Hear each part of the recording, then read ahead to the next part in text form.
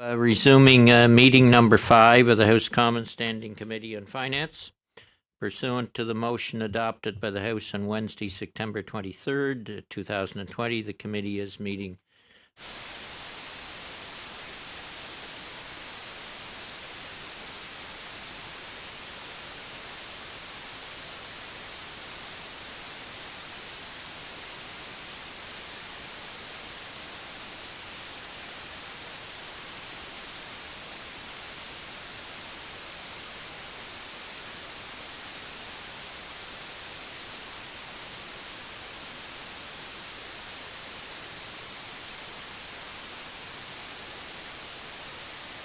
The bottom for the language.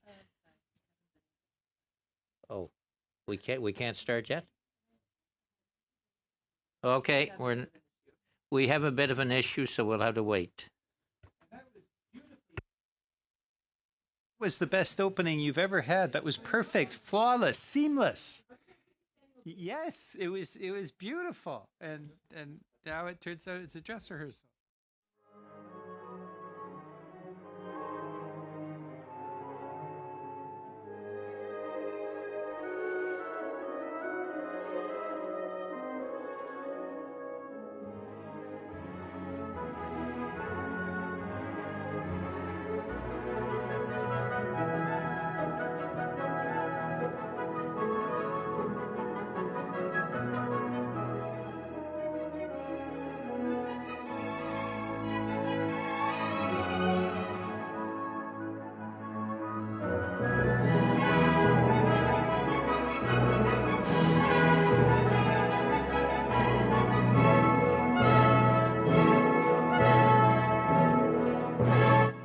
Time.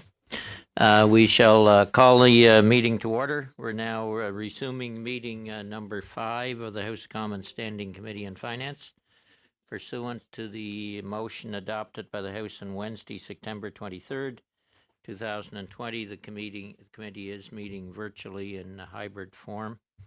Today's meeting is taking place by video conference, and the proceedings will be televised and made available by the House Commons website. I think, seeing as we're just meeting with committee members, both here in room 025 and virtually across the country, I think all the members know the rules by now, so I don't think I need to go through them. Mr. Chair? Yes, so we're ready to start, and we're starting where we left off, and I have first on my list Mr. Peter Fragiskatis, but Mr. Poilievre, you would. Yes, I put my hand up before anyone else, and I'd like to have the floor. Okay, you can do that. I don't have a screen with the hands on it here. Okay. All right, Mr. Fragiskatis informed me he wants to speak, but your hand's showing up on the deck here, Mr. Poilievre, and you're coming through bigger than life right in front of me, so go ahead. I don't even know how that's possible, but thank you very much for saying so. Great to be with you here today, Mr. Chair. As you may have heard, there's been some debate in the public realm about the proceedings we've had over the last several weeks, and I think that we will all agree that it's time to get moving on our work and put an end to this Liberal filibuster. And as a result, I am prepared to move a motion that would achieve that goal. This motion would effectively set aside, for the time being, my point of privilege until it can be addressed, and hopefully the breach of privilege that precipitated it removed.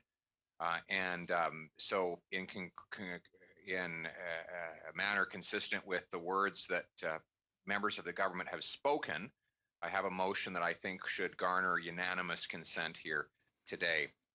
And it reads as follows, and my assistant Craig has, I think, now sent this over to you and to your clerk so that it can be distributed to all members.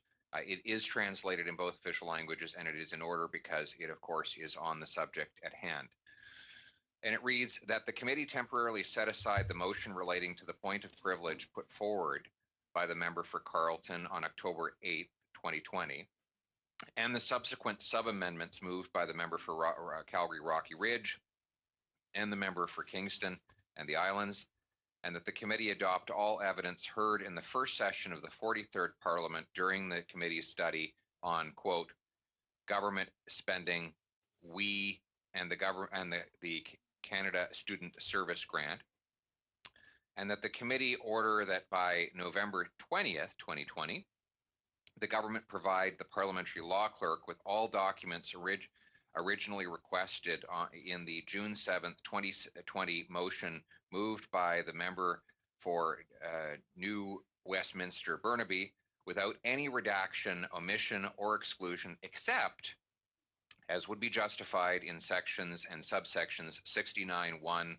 through 69.3b, Roman numeral 2 of the Access to Information Act, and that is cabinet confidence, and that the clerk of the Privy Council and the Ethics Commissioner appear no later than November 25th, 2020 to discuss, quote, cabinet confidence, end quote, exclusions to public disclosures, and that the law clerk testify before the committee regarding documents received from the government pursuant to this motion. So I believe my assistant Craig has shared that with all members of the committee. I think this should pass without any controversy, given that it's consistent with what government members have been stating publicly for the last week. We have a tweet from Mr. Rodriguez saying he wants to end the Liberal filibuster, and he is prepared to release everything except for cabinet confidences. So hopefully that we can dispense with that and then quickly get on to discussing the committee business. Just conclude by saying, this has been 5 weeks of delays. Government members have now spoken for 28 hours, over 5 weeks, 171,000 words.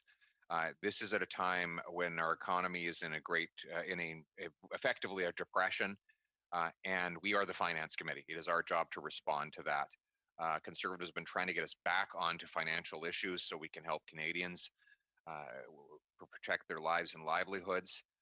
So given that the Liberals have agreed to change course and release documents they previously had redacted and guarded jealously, I think, and given that they have said that the only objection they have now is to the release of cabinet confidences, then I think we have a consensus to move forward and release all other documents that are not cabinet confidence while we talk to the Privy Council clerk to find out his rationale in defining what he considers to be a cabinet confidence for the purposes of the July 7th motion. So I think we have a solution. And then after we pass this, I'm hoping that we can take a few moments, Chair, just to get on to the agenda of the committee. Okay, thank you very much. Mr. Poilievre, we haven't received a copy of it yet, or the clerk hasn't, so we certainly would have to receive a copy of it before we go to debate. The problem is we have a problem procedurally as well.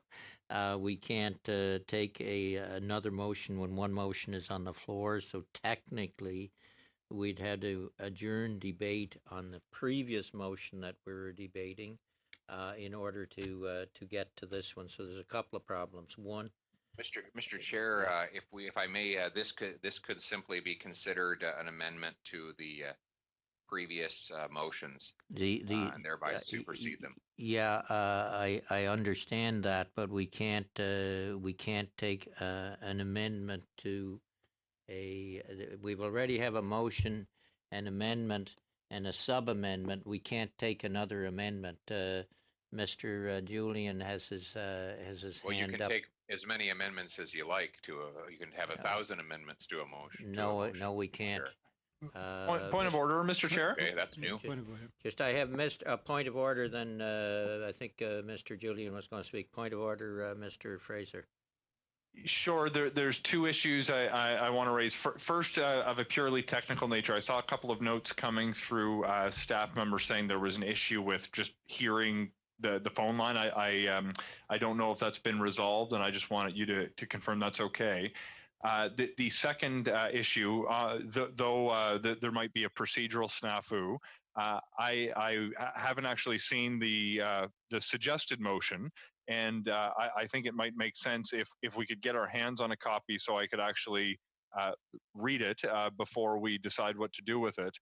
Maybe if it would a 10 or 15-minute suspension be okay with committee members, so we would have an opportunity to review what's just been proposed.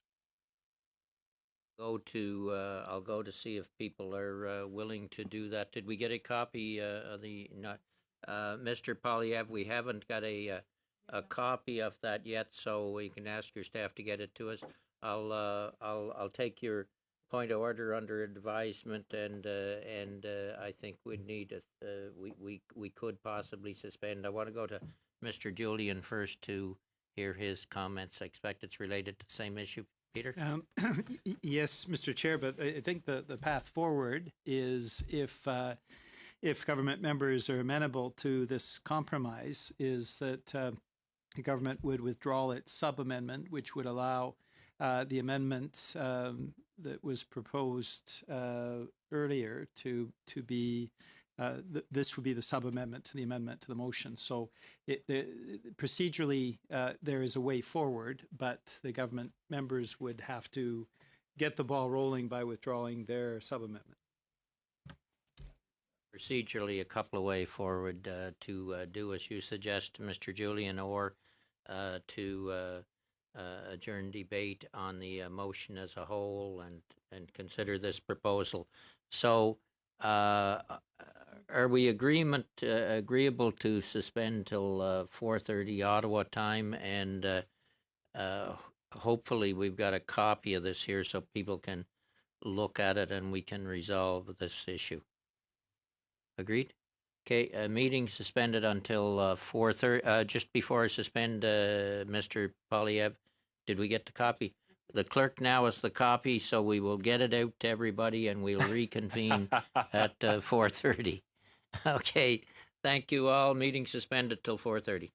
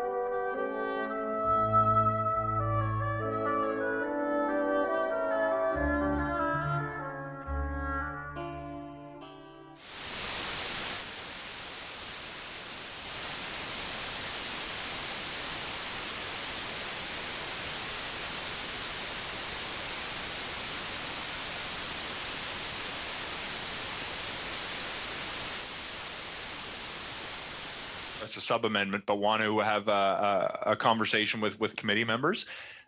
So look, thanks, Pierre, for putting something forward. I think that there's a starting point for us to work with. There's a couple of things that I have questions about that I don't know I'll be satisfied on in like the next hour.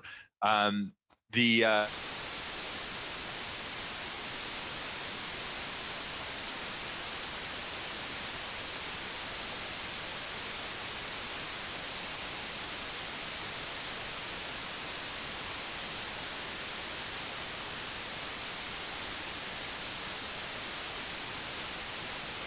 a few just technical issues on the timing of what's feasible for the government to actually get their hands on and get to the law clerk, and I'm not sure about whether I don't want to set up a potential violation of privilege on the basis of saying documents have to arrive by Friday if in fact they can't get them for a few days after. But I think that the bigger thing is here that, and I don't know what committee members will, how they'll react, but what I could use is a little bit of time to consider just to make sure I understand this and that we're not being rushed or sloppy to the point where I make a mistake in my understanding of the motion.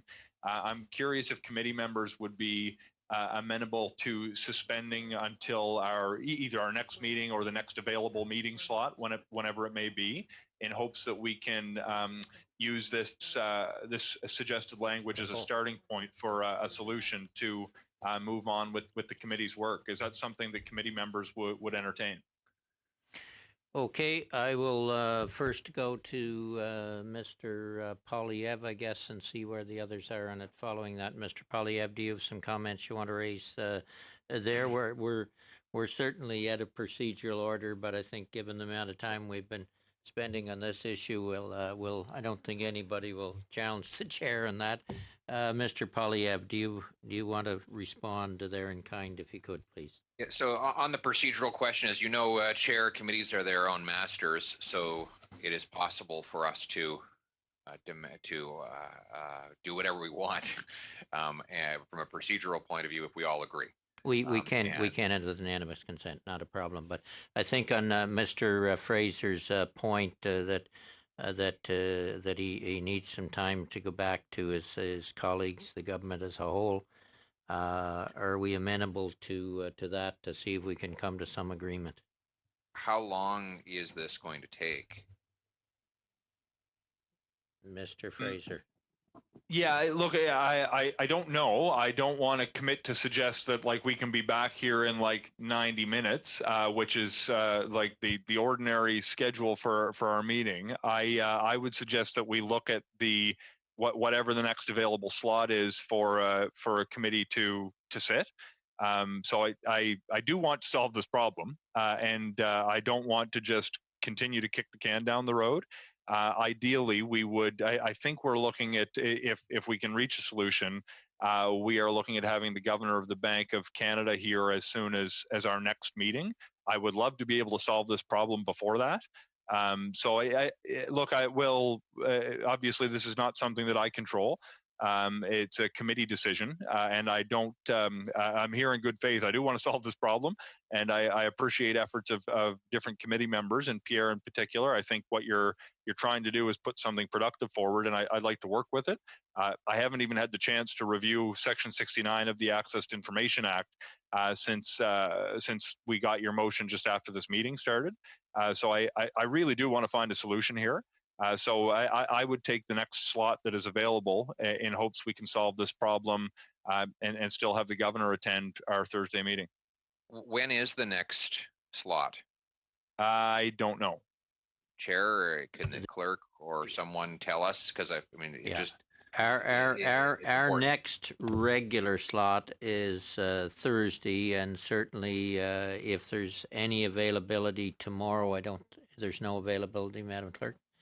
That's one of the problems we have in the world we live in now. Normally we'd be able to find some time tomorrow, unless there's another committee forgoes their spot tomorrow. It would be our next regular meeting, and what I'd suggest on that, if there is also some backroom discussions to see if we could be relatively certain when we got to committee we're going to solve this impasse. We could still, I think, deal with the getting lined up the pre-budget consultations and probably hear the governor of the Bank of Canada and the deputy governor in the second hour on Thursday. If behind the scenes discussions look like this could be solved. I'll go to Mr. You can think about that, Mr. Polyev, and Mr. Julian had his hand up. Peter? Thanks, Mr. Chair. I'm a little perplexed because this compromise proposal basically corresponds to things that government members have been offering for weeks. So I'm a little surprised when the documents have already been provided. We already know which documents are subject to cabinet confidence. So the deadline of this Friday should not be a problem. The issue around the Privy Council and the Ethics Commissioner, that's upon invitation, and that shouldn't be a problem either. So I guess I'm a little perplexed. This is a compromise that seems to meet the government more than halfway, maybe 3/4 of the way. And we've not had a functioning finance committee since August, as you know, Mr. Chair, since the Prime Minister abruptly prorogued Parliament and shut down all the committees. So I don't understand why we would take more time to meet what the government has already offered, or government members have already offered. And I think we should be able to resolve it at this meeting. I would note one thing as Mr. Julian and Mr. Polyev, is that in the motion there is really not a clear direction, I think, to what we want the law clerk to do. That may have to be rectified as well if we're going to try and deal with it. That here that was drawn to my attention by the clerk. In any event, I will go back to Mr. Polyev, and 4 members. My screen is not working here, so the only members I can see is in this room. So if you want in, raise your hand, and the clerk will notify me, and we'll get to it. Mr. Polyev next. Mr. Kelly. Pat. Well, I'm happy to just let Mr. Polyev speak instead if you're going to give him the floor. But my only contribution was just to say that Mr. Fraser. I heard what he said, and I understand his concern around wanting to actually review the section that is referenced in the motion, and his desire to ensure that he actually knows what he's agreeing to, and I understand that, and that we wouldn't need to wait until there's another. I wouldn't think another committee meeting available, and maybe he can get back to Mr. Polyev or other members of the committee outside of a committee structure meeting within later on this evening. I wouldn't think would be too soon for him to review the section, maybe talk to his colleagues, and just satisfy himself that he knows what he's agreeing to.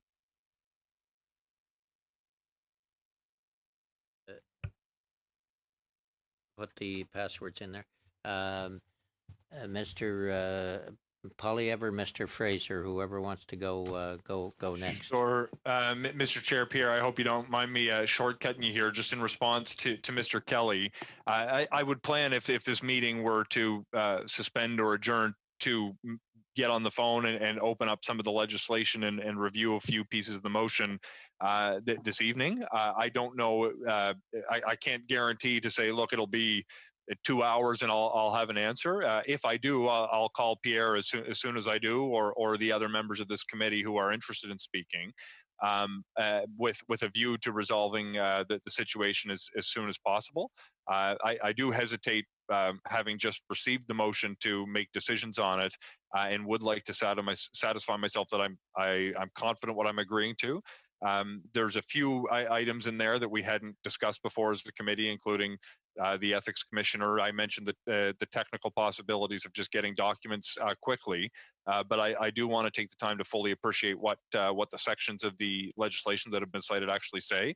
I'd undertake to have a phone call tomorrow morning, the one with anyone on this committee that wants to speak. The one caution I have is that I am booked for a couple of meetings later this evening that will eat into my a few hours up until about 10 p.m. So it's not as though it's the only task I'll be working on this evening, but I will, if it's possible for me to get through my concerns that soon, I would give it my best effort, Mr. Kelly, to resolve it on that timeline, and if not, hopefully as soon as tomorrow.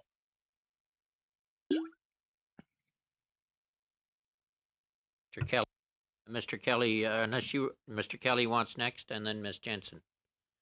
I think Mr. Polyev, you were going to let him get in. Mr. okay. I can't see people, as I say. Mr. Polyev, then Mr. Kelly, and then Ms. Jensen. Or do you want to hold back, Pierre? Well, I think Ms. Jensen was before me, so I think we should go to her first. Okay, Ms. Jensen, floor is yours. Thank you. Thank you. I'm just worried, for Canadians who are in the incredible time of crisis that we have been just holding off and stalling, and this feels like more stalling, giving perhaps the Prime Minister more time to do his great reset, getting all kinds of calls about this right now, and it's a big concern. So I'm begging you, we've come this far, we've come where you wanted us to come.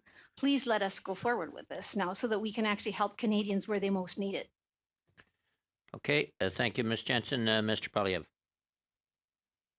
I agree entirely with Ms. Jensen. On the first point regarding the WE scandal, this is 5 weeks the government members have been dawdling around giving 171,000 words of speechifying. They're talking about the Bible, the Torah, the Quran, Greek philosophers, cartoon characters, everything under the sun to run out the clock and avoid releasing these documents. Today, I came forward with a motion that reflected the compromise that the Liberal House Leader effectively agreed to when he tweeted about it earlier this week. And now we're finding that tweet isn't consistent with what Liberals are prepared to do.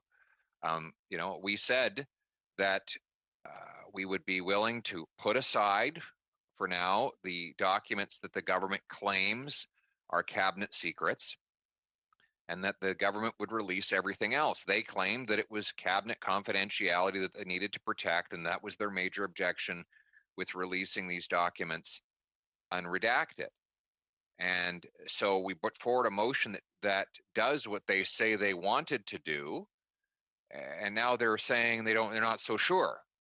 The timelines are not an excuse either. The documents are in the government's possession. All they have to do is send them over without the black ink.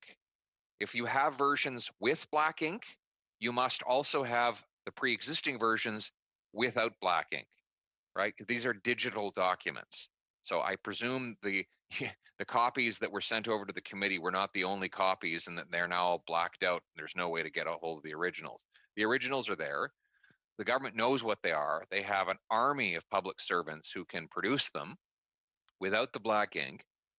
They could send them over on a USB stick or possibly even an email attachment to the law clerk this evening if they wanted to suggest that they can't get it done by Friday. I give them till Friday, for God's sakes. I mean, I don't know how long it takes to send an email. And then to claim that they can't get their act together and have the clerk of the Privy Council come and testify by the date in the motion, which is, I think, mid next week. That too is ridiculous. He lives in Ottawa. He has access to electronic communications. He certainly can make himself available.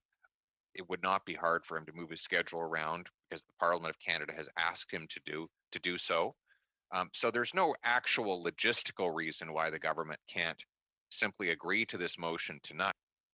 It's more dawdling and more delay And meanwhile, we have millions without work, businesses getting evicted because the government once again messed up rent relief program, a program that could have been fixed here in this committee, but for the fact that we're paralyzed by a 5-week Liberal filibuster.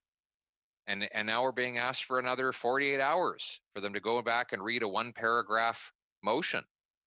You know, Section 69, Mr. Fraser, frankly, I think you're being a little bit modest about your abilities. You are a skilled lawyer and a learned gentleman. You can read Section 69 of the Access to Information Act in a couple of minutes. You are more than intelligent enough to do that. In fact, I rather suspect that you know the section already, because I know that you have spent a lot of time reading these statutes. And I don't say that facetiously. You could master that section very quickly. It's short. It's about 100 words long. And it basically says cabinet confidences. So none of the excuses we're hearing today make any sense.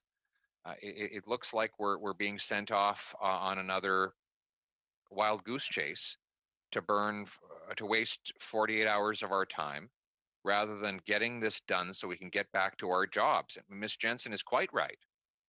You know, I sometimes wonder if the government's not just covering up the WE scandal here with this endless filibuster, but they also don't want any scrutiny of this grand reset the Prime Minister is now talking about. This idea that he's going to renovate Canadian society to fit his Trudeaupian ambitions. This is not a time to re-engineer society to his liking or to his socialist ideology. This is a time to get people safely and securely back to work to protect their lives and their livelihoods, not a time for government to take advantage of the crisis in order to massively expand its powers at the expense of Canadians' freedom. That's what we should be talking about here in the Finance Committee. We should just be standing up against government power grabs like this grand reset the Prime Minister is discussing. But I'm beginning to wonder if this filibuster is about more than just covering up the WE scandal, but also about covering up the government's grand schemes for social and economic engineering to cover up the power grab that he has lusted over since the beginning of this crisis. Frankly, we've lost patience. We want an answer. We want to get on with the job. Thank you, Mr. Chair. Okay, I have 3 people on my list. Mr. Kelly, if you still want in, Ms. Zerowitz, and Mr. Julian. Mr. Kelly, you still want in? No, I don't think I'm on the list, or I don't need to be. Not a problem. Pardon? Okay, I have Ms. Zerowitz, Mr. Julian, and then Mr. Fregaskatos. Thank you, Mr. Chair, and it's nice to be back here in Ottawa, actually. So it's nice to see everyone in the room. To Ms. Jansen, I absolutely agree with you, and I think we probably all agree that we all want to get back to business. And getting back to business for me at this moment means that we want to get right to pre-budget consultations. So I'll just remind everyone once again that on October 8th, when we first met, within the first few minutes of us actually convening the committee, I did introduce a motion for us to get started right on pre-budget consultations.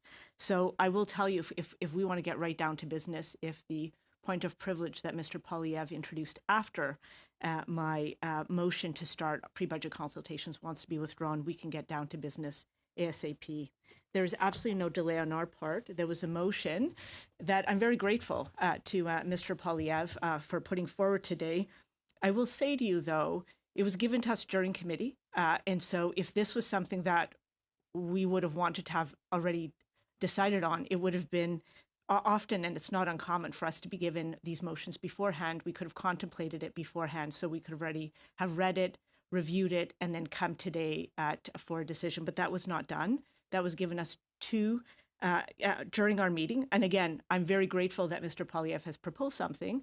As my colleague, Mr. Fraser, has indicated, I think it looks promising. I think there's lots of elements that look like that could get us to where we want to all end up. But we do want a little time to actually reflect on it properly. I think that if my understanding of what Mr. Fraser has proposed and what our chair has actually tried to relay is we've actually proposed something very expedited that maybe could set us back on track by the time we get to on Thursday. So if I heard my colleague, Mr. Fraser, correctly, he's indicated that he's willing to start working on this immediately this evening, in addition to a couple of other things that he has on the table, that he has offered a phone call tomorrow to whomever would like to discuss from all parties so that we could maybe answer some questions and continue to proceed toward some sort of, we're hoping to an agreement. And then I think I heard that we could also figure out procedurally how is it that we can actually, if we do find some agreement, find a way to procedurally deal with it at the onset of our meeting on Thursday. If we are not able to find an available meeting space tomorrow, if one doesn't miraculously come free, then we can actually get down to business and actually hear from our governor and the assistant governor on or deputy governor this Thursday. So there's no I didn't hear anybody trying to say, let's just keep on waiting. What I heard is, let's try to move as quickly as possible. Let's fairly have a chance to actually look at this motion. Let's make sure that we understand it completely. We're going to start working on it right away. We're willing to actually meet on this by phone call tomorrow morning and actually try to figure out all the steps that we need to be able to have, if we have some sort of agreement, to actually resolve it within the initial part of our Thursday meeting so that we can get right down to business on Thursday. So that is what I heard. And I don't think that in any way is us trying to delay or any further delay tactic. I think that is just responsible on our part in terms of reviewing the motion that was presented to us here at committee. I also want to address, Mr. Poilievre. Often to me is he always makes me laugh with some of his references. I just want to correct for the record that there was no one who was bringing up the Quran or the Torah or some of the other references that he was mentioning earlier today during our last few weeks. I think we were desperately trying to find a compromise, and we had proposed a sub-amendment that we had hoped would address the issues raised by the opposition. Point of order, is that not changing the actual not testimony? A point of order. What she just did? Not a point of order. Just worried that you're changing the testimony. No, I'm just saying we didn't. No, Madam Jensen, that's not a She's relating to what Mr. Poilievre said in his remarks. Mm-hmm. So I think it is. We're not on regular procedure here at the moment. We're batting this issue around, and so there's a fair bit of leniency. Mm-hmm. Thank you so much. Then I also just want to, I also agree with Mr. Poilievre when he says that my colleague, Mr. Fraser, extraordinarily capable. I do agree with that. And even in spite of his great capacity, I do think it is fair for us to say that we want to make sure that we understand the motion as it is intended to ensure that we have a chance to read the references that are actually relayed in the motion so that we make sure we're absolutely crystal clear, because no one wants to delay this any further. And maybe the last thing I'll sort of mention is that, and again, I always think it's important to sort of remind the committee, we have spent almost 2 months of testimony relaying why there wasn't a wee scandal, why there wasn't a cover-up. And I think that if we go through all the testimony of July and the beginning of August, you will see that has been very clearly articulated through all the numerous witnesses that has come before this committee. I also want to relay that there's no conspiracy around around the economy or a fiscal position. Indeed, our government House leader, I believe, has proposed a motion to create a special committee to oversee investments related to COVID-19. I think for a while we were desperate to try to ensure that we continue to provide maximum accountability and transparency to the Canadian public during this unprecedented time. And during a time where we all absolutely agree that we are spending a lot of money really quickly. And so I think we're trying to find ways, how is it, in addition to this finance committee, we can ensure that we have an additional committee to oversee the investments so that we continue to be transparent, accountable for every single dollar that we spend of Canadian taxpayer money during this unprecedented time in our history. So I think those are my remarks for right now, Mr. Chair, and thank you for allowing me to say a few words. Okay, I have Mr. Julian and then Mr. Fragascatis, and we'll have to see where we're at. Well, thank you, Mr. Chair. I mean, we were charged back in March. The Finance Committee was charged with overseeing government spending. And there were two roles to that, making sure that people were being helped through this pandemic, but also making sure that the government was actually spending money in a way that made sure that people, the small businesses, the folks who needed it, actually received those funds. And so we had those twin responsibilities, and I think we performed them admirably until August 18th, when the Prime Minister unceremoniously and unilaterally prorogued Parliament. So since then, for the last 3 months, between the prorogation and the filibuster, the Finance Committee has been unable to perform its duties that it was charged with by a unanimous motion of the House of Commons. And the government members have been saying, well, the opposition needs to compromise. There have been a whole range of suggestions brought forward. Every time it's greeted with, well, let us have some time to consider it. And then the response that has come back has been no. And so I'm deeply concerned by this idea that, again, even though every single element in Mr. Poilievre's motion has already been suggested by government members, that the government again wants to consider it for a period of time. And we have seen in previous manifestations of this process or this strategy that the response that comes back is then negative. Now, I'll say this facetiously, Mr. Chair, but it's less than 200 words, the motion. And that means the government is now asking for consideration of time, 48 hours, which means about 15 minutes for every single word to be scrutinized of this motion. Now, part of the motion says member for New Westminster Burnaby. That's 4 words. That would be an hour of the consideration that the government members seem to be asking.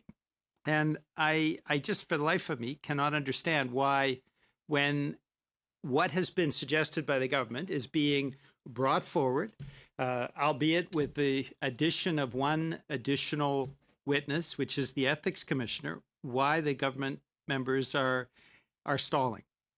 We've now had 3 months when we should have been focused on government spending and making sure that people are being taken care of. This is all through unilateral Liberal actions, first the prorogation and now the filibuster.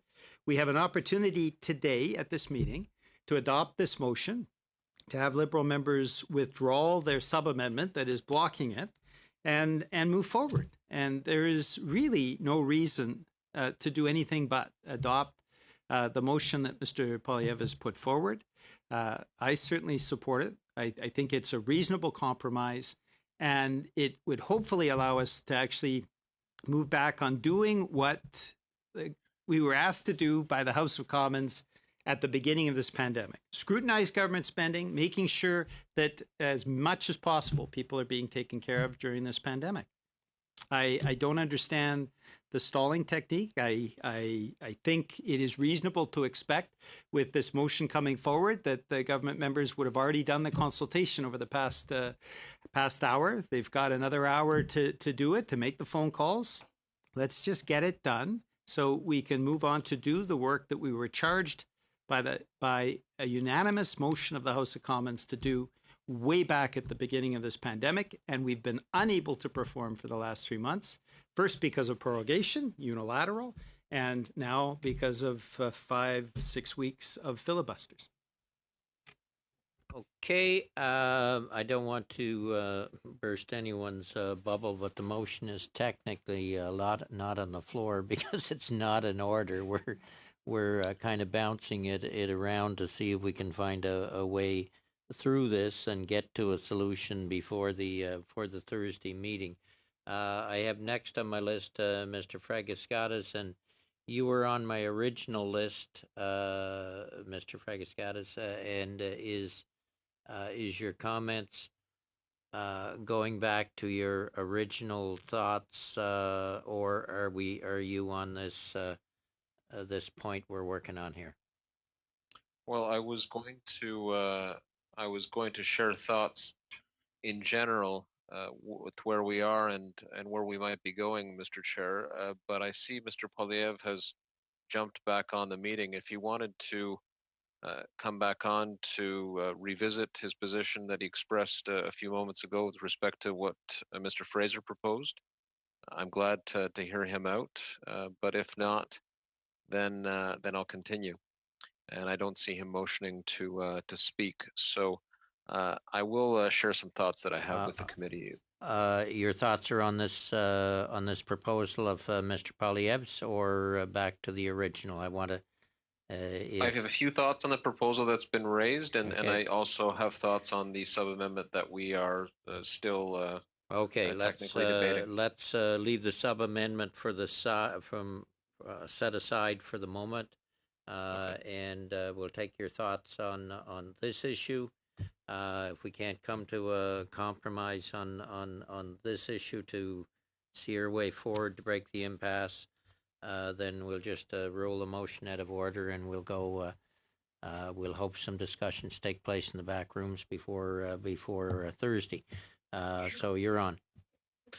On this specific issue, Mr. Chair, first of all, and it's a shame that Mr. Polyev has disappeared again. I just, in a very friendly way, wanted to tell him that I feel a bit left out.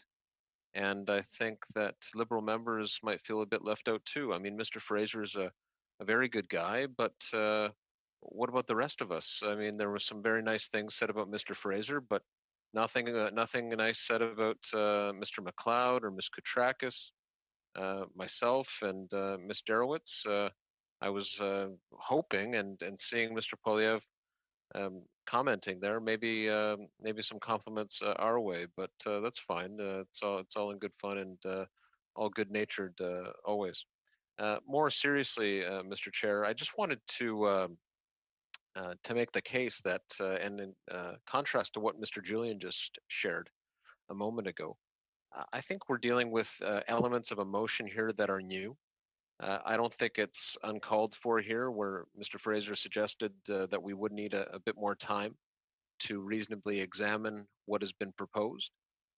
It's not as if the proposal that we came back with as Liberal members is somehow unreasonable. We're not asking for another week or another month, but we're asking for just a bit more time to examine what's been suggested. And again, there are things in there that haven't been suggested before. So what is wrong with taking that into account? And if we were allowed to take that into account by adjourning today's meeting, then we would hopefully get beyond this impasse and deal with matters that we've been talking about doing for weeks. I think it's a great thing that we would have the new governor of the Bank of Canada to come in and speak to us in a few days' time. The sooner the better, Mr. Chair. I would very much appreciate hearing the new governor's perspective on a range of matters, but certainly as it pertains to COVID-19 and where things currently stand. This is a new governor. He has put his views to the committee before with respect to COVID-19, but not in a very detailed way. He has given public speeches on the matter as well, but we have not as a committee had an opportunity to engage with the governor meaningfully, I'd say, and I think you'd accept, Mr. Chair. Meaningful engagement has yet to take place. I would like to ask him his thoughts on a range of issues, his thoughts pertaining to the bank's approach to COVID-19 from a fiscal perspective, as I said. Also, there is much that has been said in the business press and elsewhere with respect to new approaches that central banks are seeming to embrace. I'm thinking about modern monetary theory, Mr. Chair. What is the new governor's view on that perspective in terms of economics? The interactions that he has had with other central bank governors around the world and how they are addressing COVID-19, how Canada's approach compares and contrasts to what other bank governors are doing, Mr. Chair. I think that would be an opportunity, and hopefully the sooner the better. I think if Liberal members were given an opportunity to examine what's been suggested, we could get to that in a meaningful and timely way. but it doesn't sound like Conservative members are anxious to go down that path, Mr. Chair. So that's how I see this, and I did have some thoughts on the sub amendment that was originally being debated and discussed. But I'll leave my thoughts there for now, Mr. Chair, and I think I see other hands up from Liberal Yeah. members. In the, we'll let you hold on those thoughts for the moment on the sub amendment. I have on my list, and I'm not sure if I got the right order because I'm dealing with different systems here. I have Mr. Fraser, Mr. Polyev, and Ms. Zerowitz. Is that the right order, Madam Clerk? Yeah, okay, Mr. Fraser. Thanks. Look back to just the issue of the proposal. Look, I appreciate Mr. Polyev's commentary. I enjoyed the job I had before politics. I felt most days I was half decent at it. There is no circumstance in the world where I would have committed to a binding decision minutes after receiving a motion, or even an hour after receiving the whatever the suggestion would be. If I was engaged in another meeting during that time to consider it. I'm not trying to be tricky. The reality of the next couple hours or evening, whatever it might be, is that I'm going to be engaged in this meeting until this meeting is done. I do have a few other obligations tonight. I think it would be more productive use of time if I could work to try to figure out whether we can work with this motion. I think to Mr. Julian's point about being a X number of hours per word, obviously that's silly. The reality is that had we had this motion a few hours before the meeting began, maybe we actually could have gotten somewhere. I didn't see it until the clerk circulated it during this meeting. I'm not trying to pull the wool over anybody's eyes. If we can't agree to suspend until the next available slot, and I would invite House leadership of each of our parties to have a conversation to see whether another committee would yield time for us tomorrow. If we can't do that, then we can continue to debate the sub-amendment. It'll delay my consideration of the motion and some of the conversations I would otherwise have. But I really am trying to use this as a helpful starting point. And I do think the cabinet confidence piece is a significant movement from where we last left off. If committee members want to go back to debating the sub-amendment for the evening, we can do that. I honestly believe it would be a far more productive use of time for me and others to consider what's been proposed and see if it's something we can agree to in advance of the Thursday meeting. I'll leave my comments there, Chair, and if opposition members would agree to a suspension or adjournment, I think that's the best path forward so we can consider it. If not, it looks like we'll return to the sub-amendment. Okay, I have Mr. Polyev, and I don't see. There you are, Mr. Polyev. Go ahead. What's your thoughts on what Mr. Fraser, or anything else for that matter, where we're at right at the moment? Listen, we've had 5 weeks to talk about this. In fact, we've had longer than that. Mr. Julian's original motion for the disclosure of WeScandal documents was passed, it's hard to believe, Mr. Chair, on July the 7th. July the 7th. We're closing in on December. We still don't have the documents. And now they're saying we just need a little itty bitty more time to try and figure it all out. I mean, and then we'll get here Thursday and they'll say, oh, it's still not enough time. Maybe we need to give another 5 weeks of speech making. Meanwhile, people are losing their livelihoods. We have the biggest deficit in the G20, the worst unemployment in the G7, other than socialist Italy, whose policies the government is desperately trying to emulate here in Canada. We have easily the weakest economy among our peer group. We've increased our national debt by about 40% in 7 months. Point of order, Mr. Chair. we have all of these problems. Mr. Polyev, I have a point of order from Mr. Fragaskatis. The member knows very well that it is not appreciated or acceptable to put points on the parliamentary record that are simply not true. So in the interests of having a parliamentary record that is accurate and reflective of what is actually going on in the world and in this country, I would just ask for the member to really rephrase the argument or rethink some of the really, arguments he's putting forward. I will have to cut you off, Mr. Fragaskatis. It's really debate, but I will say I didn't think Italy had a socialist government at the moment, but maybe it does. Go ahead, Mr. Polyev. Well, I note in the amount of time that you gave my friend Mr. Fragaskatis to raise his point of order, which was a very generous amount of time, he managed to claim that I had stated a falsehood, but he couldn't think of a single example of anything I said that was false.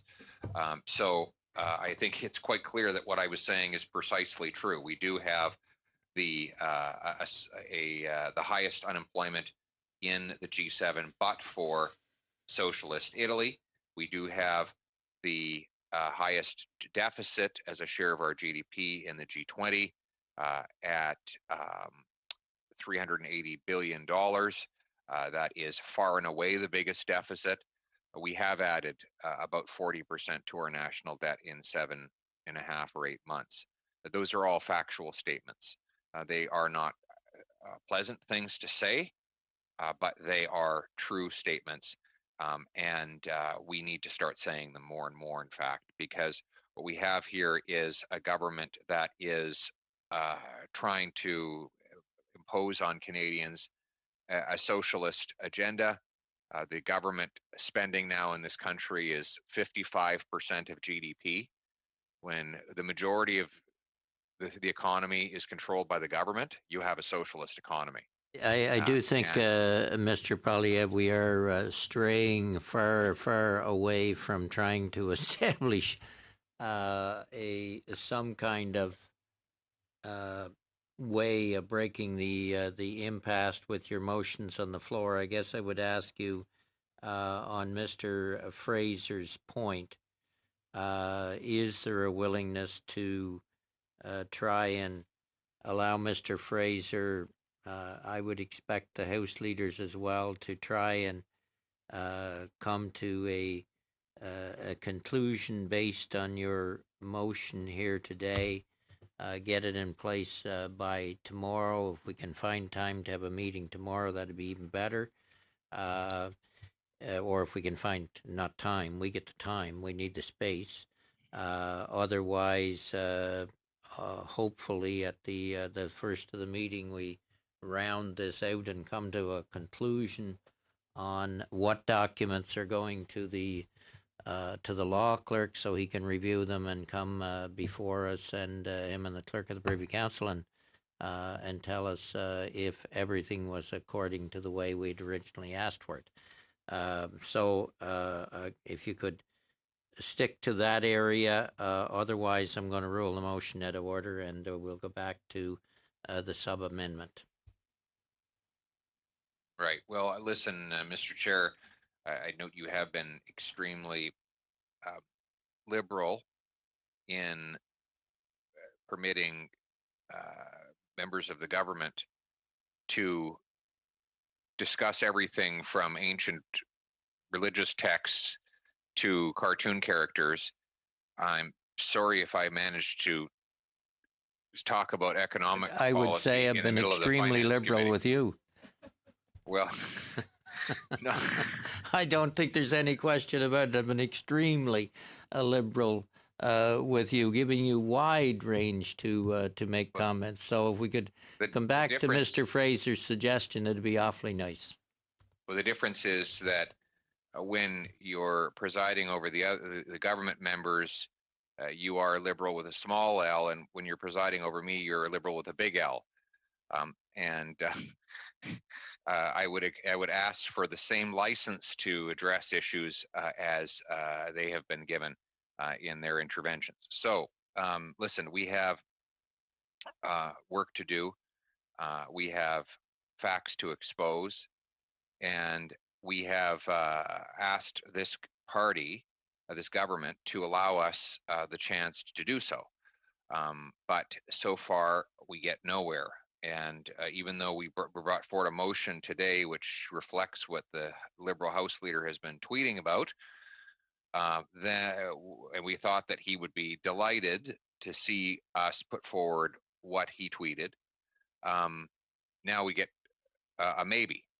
You know, we try our best to match the demands of the government in order to deliver a solution that will get us back to work. And then, what do you know? They show up and say, "Oh, no, not good enough. We need to think about it another 48 hours." So the question I have is, where does this all end? When do we get back to work? It's been 5 weeks.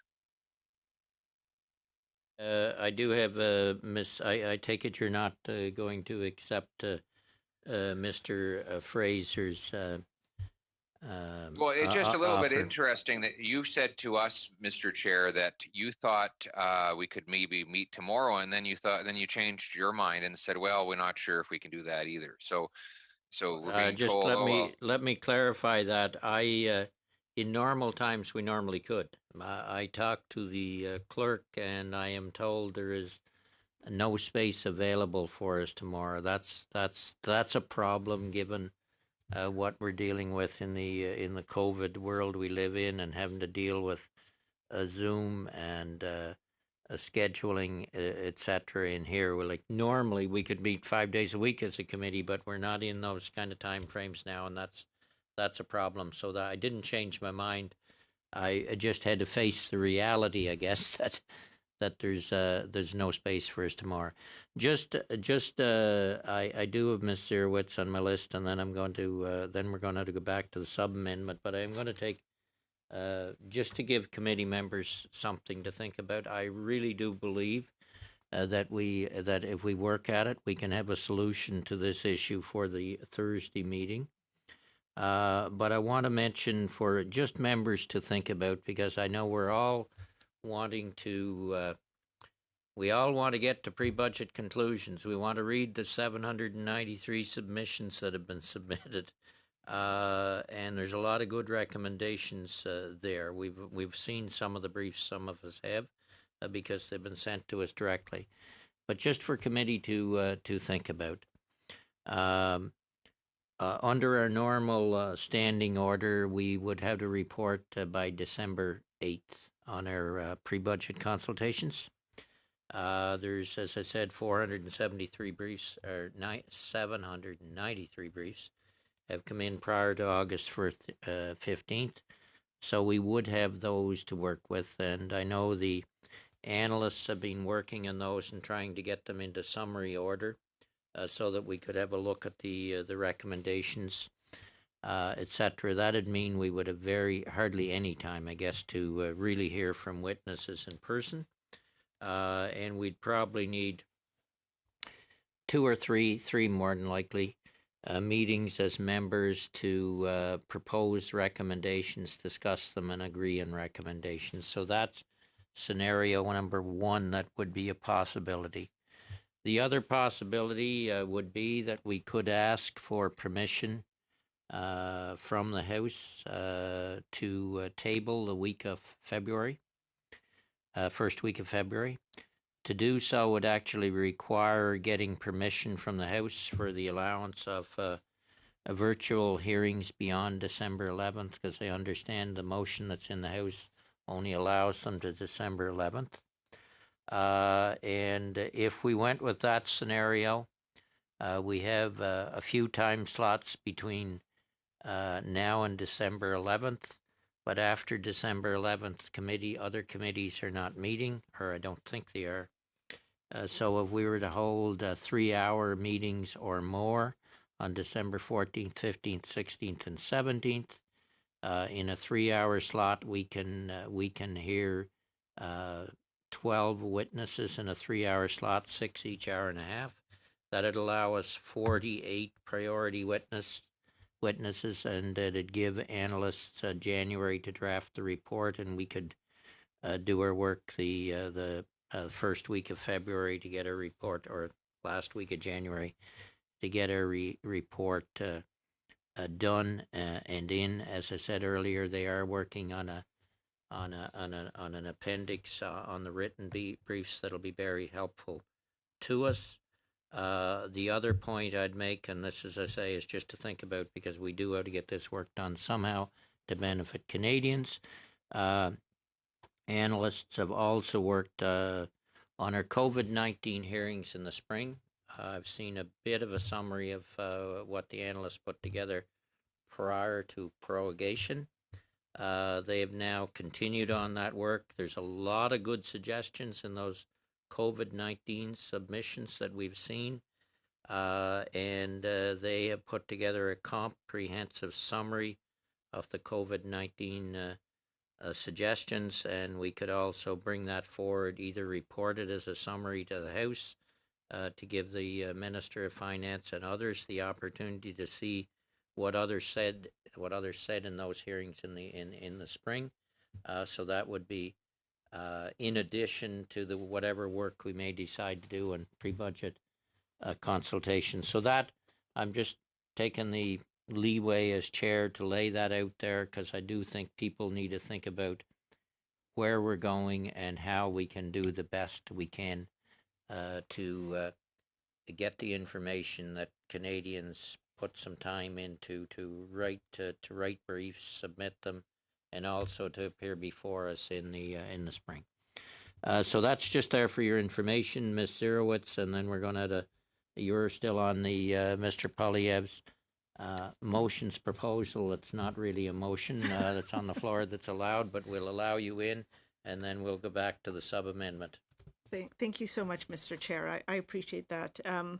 I did want to maybe start off by replying to a couple of things that Mr. Julian had talked to, and then I want to end off where you just ended off right now.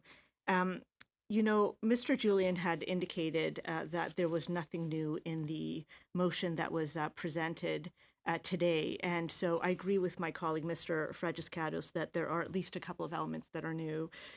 One is, as mentioned, the ethics commissioner coming into it, which, by the way, I don't have a problem at the moment. It is a new element. And I'd also wanted to mention the other new element that I just noticed as well is the committee adopt all the evidence from the first session around the WE study. And again, I don't have a problem with that, but there are some new elements in this motion, and I just wanted to mention that. I do want to see, and it seems like when Mr. Julian was talking, and I could be wrong, it seems like Mr. Julian knew about the motion or had read the motion beforehand. And I think someone cynical might say, if not all of us had access to the motion beforehand, maybe there wasn't really, truly Point of order, Mr. Chair. I received Peter, the motion the same time and read it at the same time as other members. Thank you, Mr. Julian. I stand corrected then. Then my point is just, I think, the point that was already made, so I won't spend any more than a second on it, just to say, I think if we wanted to come to an agreement, I think it would have been helpful for us to have received it beforehand. I do, though, want to thank Mr. Julian for reminding all Canadians and everyone who's listening that this committee was charged with financial accountability for all of our COVID expenditures. I want to remind Canadians that our former Minister of Finance and our Finance Department officials did an extraordinary amount of work to ensure that every 2 weeks we did receive a biweekly report on every single bit of spending that was approved, that was followed through on, that was spent, and that report actually continued right up until prorogation in August. So I want to make sure that Canadians are reminded that we have been accountable, we have been transparent, we continue to be committed to both of those principles in as fulsome a manner as possible. I also wanted to address some of the comments that Mr. Poilievre has mentioned, just because I don't like leaving things hanging. This government doesn't have a socialist agenda. I will say to you that he has indicated that there's a number of statements that he has made that is true. I will say to you that we have spent an extraordinary amount of money, and I would say that most economists have come out and have said that our federal government was right to actually spend as deeply and as widely as we have because of the unprecedented pandemic and what our economy is actually going through. I'll also say, since Mr. Polyev has thrown out some numbers, that 75% of Canadians have returned back to their jobs, and that our unemployment rate has moved from 13.7% to 8.9%. So these are positive moves, and indeed, many economists have actually said that we are faring better than some other G7 nations, including the United States, in terms of trying to sort of restart economy and move back, move our economy forward as we move through this pandemic. I'll also say that there are over $230 billion in direct support measures for Canadians that have already been spent, and you could tell at how helpful they've been by the number of Canadians that have actually taken advantage of those programs. The 8.8 million people have received CERB, and now it's been transitioned to CRB and to EI. The more than 3.5 million employees that are supported by the wage subsidy, the 380,000 students that are benefiting from the Canada Emergency Student Benefit. So Are I we could still go on. talking about the motion, or are we getting a little liberal? Not a here? point of order, Ms. Jansen. Not a point of order. This is not a big L or a little L, Ms. Jansen. I think she is refuting some points in debate that Mr. Polyev made. I'll let her close up quickly, and we'll go back to the sub-amendment. I will. I'm only going to be another couple of minutes, Mr. Chair. I will not be speaking for many hours. I just think if someone is throwing out misinformation, it's important to actually correct it for the record. So Mr. Polyev also indicated that we have not submitted the WE documents. All those documents have been submitted. It's been redacted. It's actually also been submitted to the law clerk. So there's actually two sets of documents that are out there. So that actually has been completed. So I wanted to correct that for the record. I also wanted to indicate that there's been no conversation in our deliberations over the last few weeks since October 8th when we reconvened around cartoon characters. I think there was a reference to a Pokeroo. And the only reason we mentioned Pokeroo was because there were large periods of time that Mr. Polyev was missing, and I think we made a reference to a Mr. Pokeroo at that point in time. I want to end off with the proposal of where Mr. Fraser has left us with, which is to say, in the whatever remaining moments we might actually have of this meeting, which is 25 minutes right now, I think it's better spent on us trying to actually find a solution.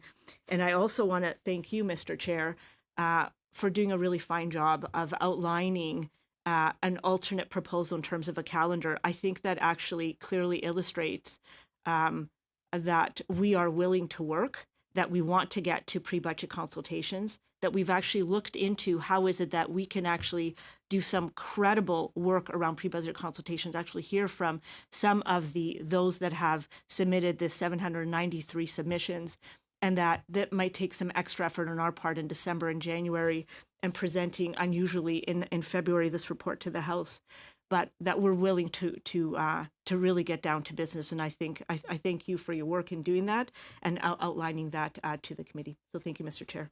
Okay, thank you, Ms. Zerowitz. Mr. Fragascatis, will be going back to you in a moment. I don't see unanimous consent to allow the motion that Mr. Polyev has put forward. So we will go back to the sub amendment. I would wish Mr. Fraser and Mr. Polyev well in terms of trying to find a solution to this little bit of an issue that's left on this matter over the next 12 hours or so. And if the House leaders are involved, I would just absolutely plead with them to find a solution and allow us to go ahead so that we can, as a committee, can get to pre-budget consultations and to other issues that must be addressed from the Finance Committee's point of view. So I rule the motion as proposed out of order without unanimous consent. Mr. Fragascatis, the floor is yours on the sub-amendment coming forward from business that was left unresolved from the last meeting that this committee had. Mr. Fragascatis, the floor is yours. Well, thank you very much, Mr. Chair, and I will echo what Ms. Zerowitz said in terms of your stewardship of the committee. I just wanted to take a moment at the outset, if I could, to commend you on your leadership at the committee level. I know our deliberations have been going on for quite some time, and you continue to do your best to guide us through the process, often while being an hour ahead of us and for a period of time while self-isolating. I also want to take a moment and thank colleagues for their continued participation in this process. While we may not agree, I think it would be fair to note that we are all here for the same reason, to advance the interests of our constituents and Canadians. So, Chair, I would actually like to begin by taking a moment to reflect on why we are here. Yes, it's to debate a sub-amendment, and yes, it is to come to a fair and equitable agreement in relation to the situation regarding WE documents. However, what is at the core of this debate we have been debating here at the committee is our work in service to our constituents. I can say, at least for my part, that working day in and day out to advance the interests of my constituents is my first and primary thought. Now, I know my colleagues in opposition may be fed up with this debate we are having, and that is understandable. They have their goals and they are trying to achieve those goals. They need these motions to go through quickly and without much scrutiny. Mr. Chair, I'm going to continue, but something could be wrong with Ms. Jansen. I'm not sure if she's wanting to get in or to raise a point of order. Something is, I'm not sure what's going on, but she seems anxious on the edge of her seat to intervene, or highly amused by the introductory remarks that have given, which I didn't think were all that amusing. But if Ms. Jansen has something to say, I'm glad to just yield the floor for a brief moment. But she's saying no. She's. Okay, I think Ms. Jansen is saying no. She is sitting on the edge of her seat, though. Mr. Fraggett's got us, so you're away. Fair enough. I thought she was ready to intervene there, and being a good committee colleague, I was willing, even in this case, to yield some time to the opposition, even, which shows the good faith that Liberal members are bringing to the committee level, Mr. Chair. Getting back to what I was talking about, I think through the robust debate that is needed to ensure that we get this right. There is already confusion on the opposition side after they passed a motion which specifically removed cabinet confidences and received exactly what they asked for. It seems in their rush to pass this motion, they confused themselves, unfortunately.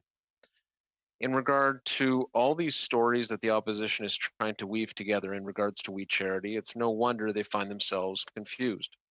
You really do have to be immersed in what has been going on in the debate we are having to understand the intricacies of what is going on here. What I can say for certain is that constituents are not bogged down in this minutiae on the We Charity affair, at least not the constituents in my riding. Frankly, Chair, they have looked at this matter closely over the past few months, and the conclusion of most Canadians seems to be clear.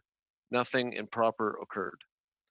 And this makes sense, Mr. Chair, because after hours of testimony by those the opposition majority allege are involved, and after thousands of pages of documents have been released to the public, it's clear that nothing untoward took place.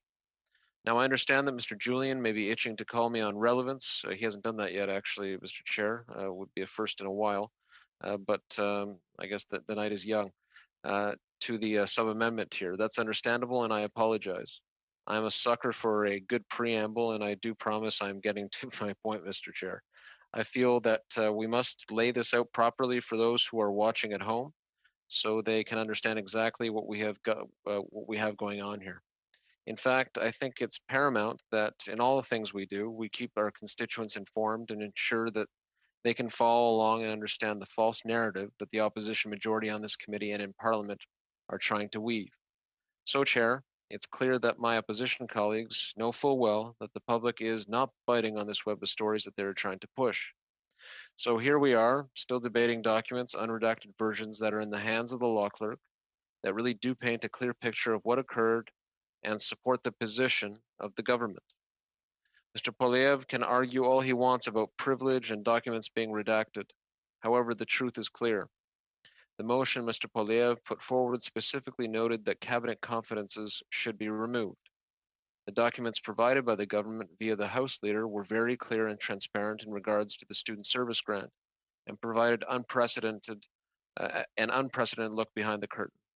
Mr. Poilievre is not pleased that his plan to have the law clerk review the documents backfired. That, in fact, it was the clerk who redacted a significant amount of information in the documents. It was those documents that Mr. Poilievre held up in his display in front of the press gallery back in August. It's completely understandable that Mr. Poilievre is now upset. It's because the clerk of the Privy Council, who was our topic of discussion with this motion, I remind committee members, ordered an unprecedented release of cabinet documents as they relate to the student service grant. And in August, the government House leader released those documents. I know my colleague was expecting full well that in some fantasy scenario, we would be completely redacting those documents. That just wasn't the case, however, and this upsets him.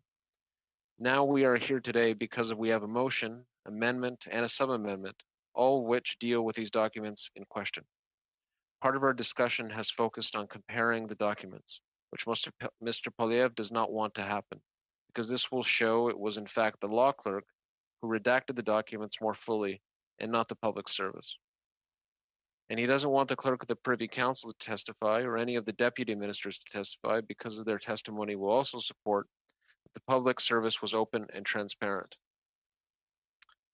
If we actually have the ability to hear from Mr. Shugart, Mr. Chair, I'm sure that he would tell us the same thing that he has said in testimony previously at other committees and at this committee, that he ordered unprecedented unmasking of cabinet confidences and personal information for public release. He'd likely attest to the fact that the minor redactions that were done on cabinet confidence documents was done so because the information was unrelated to the CSSG. He is likely to remind us that cabinet and the government were navigating the first wave of a global pandemic, and some decisions being taken were not relevant and related to national security and other matters that should not be made public. However, we cannot know any of these things for certain because the opposition majority continues to reign supreme here.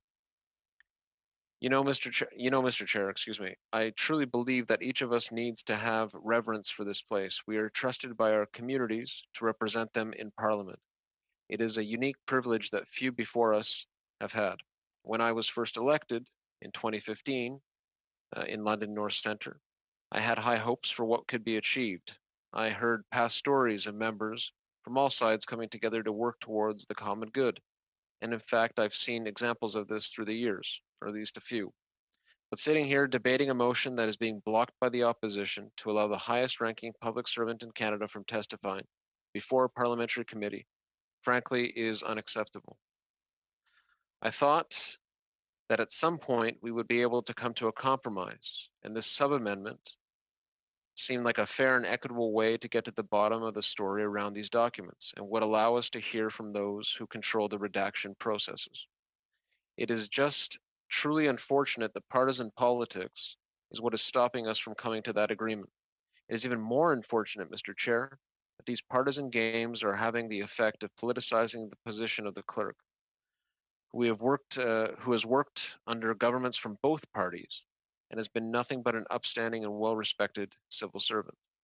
Sometimes, as elected officials, we have to stand back and realize the effects of the actions that we take, Mr. Chair. Unfortunately, because Mr. Poilievre did not get what he wanted out of the initial request for documents, he is now willing to go to any length to find a way to continue his narrative. We have a sub-amendment before us that could answer all the questions that all parties have. And because it doesn't fit the narrow partisan interests of the opposition majority, we have yet to reach a consensus. Mr. Chair, I implore my colleagues to put aside the partisanship, put aside their personal vendetta against the Prime Minister and his family, to look at the facts that are clear and truly out there, testimony that has been more than apparent, to vote in favor of this motion and to do the right thing. Allow the clerk to come before us, to explain that nothing nefarious took place, and to finally put this matter to rest once and for all. We have important work to do in front of us, Mr. Chair. We are far behind on our work to conduct pre-budget consultations as mandated in the standing orders of the House of Commons. This is the work that our constituents are expecting us to do. This is the work that will help the economic rebuild before us. This is the work that we are elected to do. And in fact, Mr. Chair, if I could follow up on that last point, I think it's so critical that this committee think long and hard about the path ahead. The sub-amendment sketches out a meaningful way to address exactly what the opposition has been calling for, what Liberal members are more than prepared to get behind in the form of a sub-amendment. But for some reason, they continue to delay, they continue to throw up roadblocks. We have something here that's indeed quite reasonable, Mr. Chair. And when you think about the work that could be done right now, we could be holding pre-budget consultations. We could be hearing about the best way forward, not only in terms of dealing with the pandemic, but in the economic rebuild that must follow. We could be hearing from organizations across the country focused on the environment, focused on Indigenous issues, focused on urban transit, focused on rural issues, focused on all these issues that should be seizing this committee. A committee that I've said before, Mr. Chair, is arguably the most important in Ottawa. I think every MP is anxious when time comes around to deciding committees. Every MP in the House of Commons wants to serve on the Finance Committee. It is a unique role, it is a unique honor. But instead of doing the work that I expected, and I think all members around the table expected us to be doing at this point in time, we continue to debate these matters. When a solution, a meaningful solution, is on the table that opposition parties should get behind. And I said it in my remarks. The position of the opposition on the matter taken is such that they have in fact worked to politicize the role of the clerk of the Privy Council, the chief public servant in all of Canada, the highest ranking public servant in all of Canada, by suggesting, as they have in previous meetings, time and again, it hasn't only been once. I think each Conservative member, in fact, if I'm going to single anyone out, I won't call out as much Mr. Julian or Mr. Samari on this, but Conservative colleagues have suggested that the clerk of the Privy Council is somehow controlled by the Prime Minister. They have politicized his role. The clerk of the Privy Council is an independent public servant. Full stop. Someone in the form of Mr. Shugart who has served Conservative and Liberal Prime Ministers. It undermines public confidence in the institutions of the country, not only in the Privy Council, Mr. Chair, but in the institutions of the country. When these allegations are made, they are not just inaccurate, but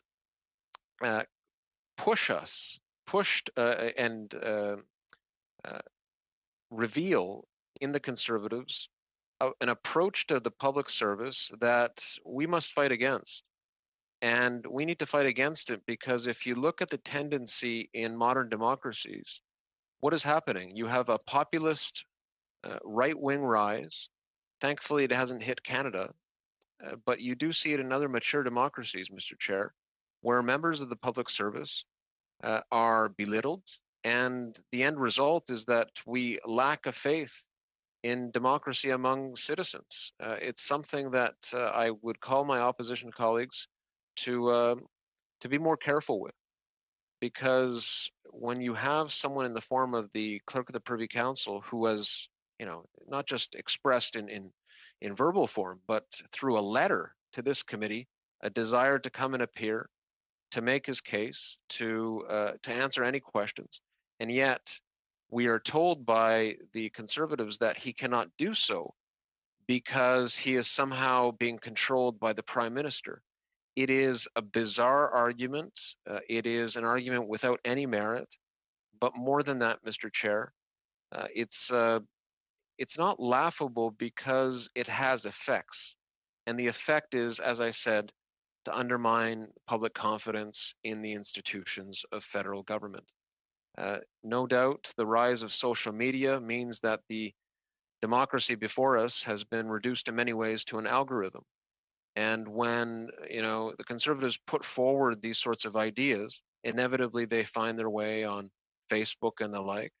And it doesn't take much. All of a sudden, someone who is objective and nonpartisan, an image develops and a reputation comes to bear that says the opposite. And the way that things work now, Mr. Chair, the person I'm talking about, the clerk, Mr. Shugart, could be dismissed by Canadians as not being objective. and all of a sudden the institutions of the land are not able to serve the public interest. These are, and Ms. Jansen is I think agreeing with me because she continues to follow along, and I'm seeing that she's deeply amused with the argument, which says to me that she's in violent agreement with exactly what I'm putting forward to the committee. And I would ask her very respectfully, of course it is rhetorical here because I know she's not going to interrupt me. She's too polite to do that, and I would be too polite to I will not interrupt her when she speaks. I would ask her to carry the message to Mr. Falk and to Mr. Poilievre and to others, other Conservative members on the committee. I see Mr. Kelly has disappeared. Mr. Poilievre is having an influence on him. Mr. Kelly is usually quite good with staying in committee meetings, but he's suddenly gone, and I guess that's the influence of Mr. There he is. Okay, so Mr. Poilievre has not had a tremendous influence, but there he's disappeared again. Mr. Kelly's gone. What I would say is, and not to joke around too much, Mr. Chair, we're all colleagues here, and we're all striving to find ways to work with one another. If it's Ms. Jansen, if it's Mr. Falk, I don't know. But this idea that the clerk of the Privy Council is somehow under the thumb of the Prime Minister of Canada, please do away with that. It's not acceptable, and let's not besmirch the reputations of public servants. I was talking in my remarks, Mr. Chair, if you think back about what it means to be an elected member of Parliament and the work that one expects to carry out when they are here. I've always seen the job of an MP, and granted, I'm still relatively new to the job, 5 years in now, but I think it's fair to say that the job is really two jobs, Mr. Chair. There's the constituency role, and there's the role on Parliament Hill that one has. And as far as the constituency role, I think it's the most important element of the job. What the assignment to the Finance Committee has allowed for is the merging of the two, where you can take local concerns and bring them to the level of the Finance Committee, even having the privilege of suggesting witnesses from one's own riding. You might recall, Mr. Chair, that London-based organizations have been invited a few times over the years to present at Finance Committee. Whether in pre-budget consultations or otherwise. I have, and my colleagues have sometimes accused me of I think, jokingly and in good spirits, of talking too much about London, but I will never apologize for that, Mr. Chair. I will never apologize for putting my community on the, making that a key agenda item in my work in Parliament. So the point I'm making is that we could be engaged in pre-budget consultations right now where I could be inviting local-based organizations and stakeholders, and I know that other committee members would have the same right and privilege to do so. But instead, we continue to be here. We continue to waste time because the opposition does not want to deal with the sub-amendment in a meaningful way. I think I'll leave my comments there, Mr. Chair, because I'm not the sort of member that wants to occupy all the space here. I see Mr. Fraser's hand is up, and just in the spirit of being collegial and the like, I think he wants to speak, and I'll turn it over to him. Thank you, Mr. Fragascatis. We'll now turn next on my list is Mr. Fraser. And just to throw in a friendly reminder to the House leadership of all parties, try and solve this by tomorrow somehow. Mr. Fraser. Thanks, Mr. Chair. Before I begin, I'm looking at the hand raise function. I saw that Mr. Poilievre's hand is up as well. I think he preceded me, but I'm not sure. Shall I go? You can. I think Mr. Okay. Poilievre forgot to take his hand down after he put it up. Okay. No problem at all. Where to begin? Before I get into any remarks, I'm sincere in saying that I'm going to try to fix this. I wanted a chance to look at what Mr. Poilievre's put forward.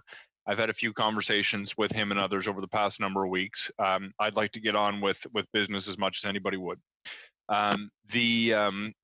reality is, though it was probably not on the point of relevance when Mr. Poilievre was making arguments about Canada's position compared to our global comparators, it was as much as I disagreed with just about everything he said.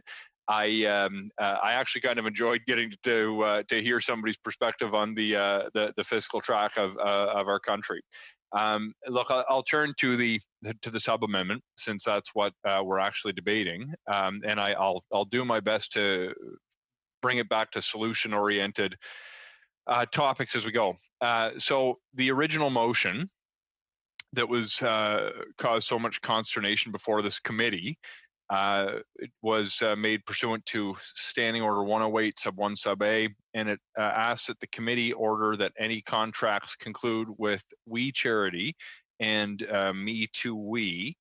Where am I? I'm just trying to see this. All briefing notes, memos, and emails, including the contribution agreement that the government and organizations from senior officials prepared for or sent to any minister regarding the design and creation of the Canada Student Service Grant, as well as any written correspondence and records of other correspondence with We Charity and Me to We from March 2020 be provided to the committee no later than August 8th, 2020. And that matters of cabinet confidence, obviously, which has been the subject of a lot of our more informal chats, and national security be excluded from the request, and that any redactions necessary, including to protect the privacy of Canadian citizens and permanent residents whose names and personal information may be included in the documents, as well as public servants who've been providing assistance on this matter, be made by the Office of the Law Clerk and Parliamentary Counsel of the House of Commons. I think if we start with the motion, the controversy as I see it, that seems to be the subject of the current piece is the fact that some of the redactions were made by the clerk of the Privy Council as opposed to the law clerk. For weeks, we debated whether cabinet confidences ought to have been redacted by the government or by the law clerk. It's pretty clear from my initial reading. Mr. Fraser, I do hate to interrupt, but I don't want to take away from other committee times, so I'm going to interrupt to you, and that'll give an opportunity for the various players to find a solution so that we can settle this problem on early in the meeting on Thursday, and hopefully meet the governor of the Bank of Canada and find the path forward on pre-budget consultations. So with that, we are suspending the meeting until 3:30 on Thursday, November 19th. Thank you. Meeting suspended.